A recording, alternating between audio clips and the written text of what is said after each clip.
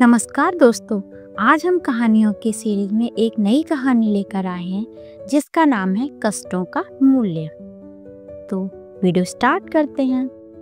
किसी स्थान पर संतों की एक सभा चल रही थी। वहां किसी ने एक घड़े में गंगा जल भरकर रख दिया ताकि सब संतजन जो भी प्यासे हों वो उस गंगा जल का उपयोग कर सकें। सभा के पास ही एक व्यक्ति खड़ा था। वो सोचने लगा कि वाह, यह घड़ा कितना भाग्यशाली है। इसमें गंगा जल भरा गया है और अब यह सब संतों की सेवा कर रहा है। काश मेरी भी ऐसी किस्मत होती। तब वह घड़ा उसकी बात सुनकर बोला, बंधु, तुम्हें मेरा सौभाग्य दिख रहा है पर इसके पीछे की पीड़ा नहीं दिख रही। पहले तो मैं मिट्टी था, बेकार, निरर्थक, शून्य पड़ा हुआ था। फिर एक दिन एक कुम्हार आया।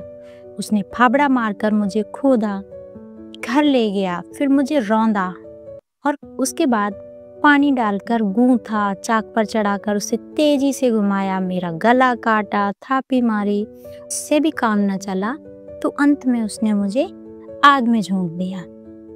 मैं जलता रहा, सहता रहा और अपनी किस्मत को कोसता रहा कि मेरी किस्मत इतनी बुरी क्यों। फिर बाजार भेजा गया।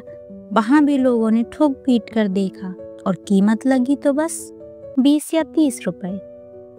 मैं सोचता रहा, हे ईश्वर, सारे अन्याय मेरे साथ ही क्यों? रोज एक नया कष्ट, एक नई पीड़ा। कहाँ है तेरी कृपा प्रभु?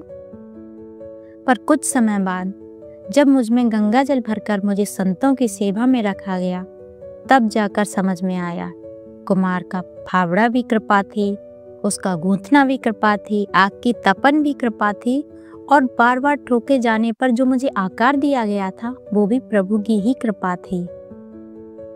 परिस्थितियां हमें तोड़ देती हैं, हम विचलित हो जाते हैं, यहाँ तक कि ईश्वर के अस्तित्व पर भी प्रश्न करने लगते हैं।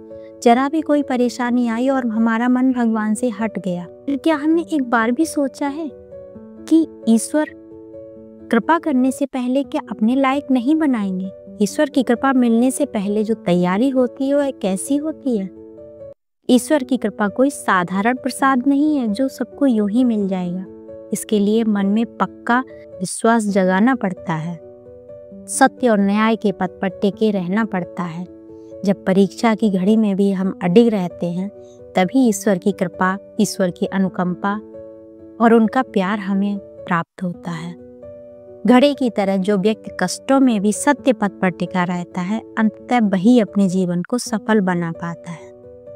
अगर आपको ये कहानी पसंद आई हो तो कृपया लाइक करें, शेयर करें और हमारे चैनल को सब्सक्राइब करना न भूलें। फिर मिलेंगे एक और नई कहानी के साथ। तब तक के लिए जय श्री कृष्ण।